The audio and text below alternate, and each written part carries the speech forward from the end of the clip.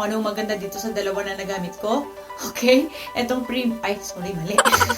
Kung alin dito sa dalawa yung nagustuhan ko. Eto bang Primera Miracle Seed Facial Mild Peeling Gel or itong Cynic Peeling Gel Gumage.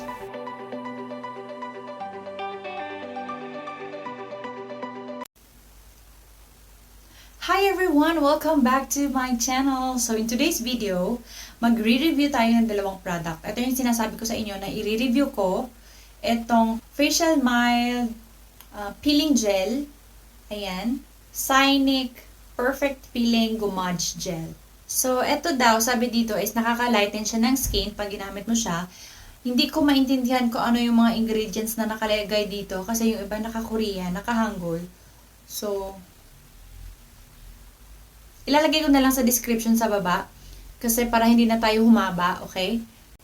So, eto, ginagamit ko siya 3 times a week. Eto dapat twice a week. So, sabi dito, okay, let's start with this one. So, sabi dito, gamitin mo daw etong Primera Facial Mild Peeling Gel twice a week lang. So, 2 beses sa isang linggo mo lang siya gagamitin.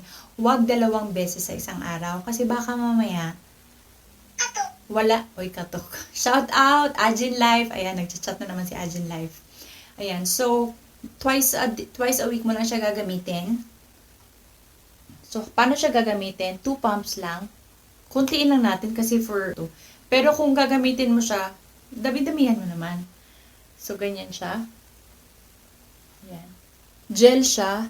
Tapos, the more you rub, the more siya na may lalabas na mga beads. Ayan, oh. Libag ata ito. Or wala ako masyadong libag dito. Ganyan. Oh.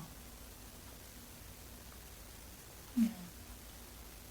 So, ganyan yung itsura niya. Kita ba? Ayan. So, nakikita niyo itong maliliit na to. Yan yung mga libag-libag niya. So, yung amoy niya,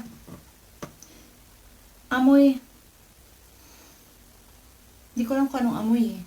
May amoy siya, pero hindi siya mabahaw na amoy. Ayan, ganyan siya. Tapos, nakaka-moisturize din siya ng skin pag ginamit mo. For this one naman, itong Cynic Perfect Peeling Gumage Gel, nagagandahan ako dito. Nagagandahan ako dito. Kasi, pasensya na, Bisaya man, uy. Para siya gagamitin, make a cleansing cream. Ganyan. Tapos, cleansing wipes. After ng cleansing wipes, maghugas ng mukha, tatap mo, pat dry mo, saka ko siya ilalagay. So, ito yung itsura niya. Dito tayo sa kabila. So, magkano naman yung price nito? Nabili ko to sa sa Lalabla. Watsons siya dati. Lalabla na siya ngayon. So, nabili ko siya ng Man Ichon Won. 2 na siya. So, 2 ganito, Man Ichon Won. So, ito yung pangalawang tube na nabili. Ito yung pangalawang tube na nagamit ko. So, 2 neto, Man Ichon Won. 120 ml. So, isang tube is 120 ml. Ganun yung itsura niya. Ito na, lalagay natin sa ating valats. Ayan. Tignan nyo ha. Tignan nyo yung difference niya dun sa isa. Ayan. Oh. Kikita mo siya, ang daming libag. Diba? So, parang feel mo na nalilinis niya talaga yung ayan. Ayan. O, diba? Ang kapal. Yan. Ito yung difference niya. Kaya mas gusto ko to kesa dito sa Primera. Kasi yung Primera, 2 pumps, 3 pumps, parang wala lang siyang natatanggal. Kaya nagagandahan talaga ako dito sa Perfect Peeling Gel ng Cynic. So, ayun lang. So, ayun. That's it for today, guys. Yun lang ang masasabi ko sa product na ito. Huwag na nating habaan para hindi kayo maburiyo. Kasi yun lang naman sasabihin ko kung anong maganda dito sa dalawa na nagamit ko. Okay? Etong mali.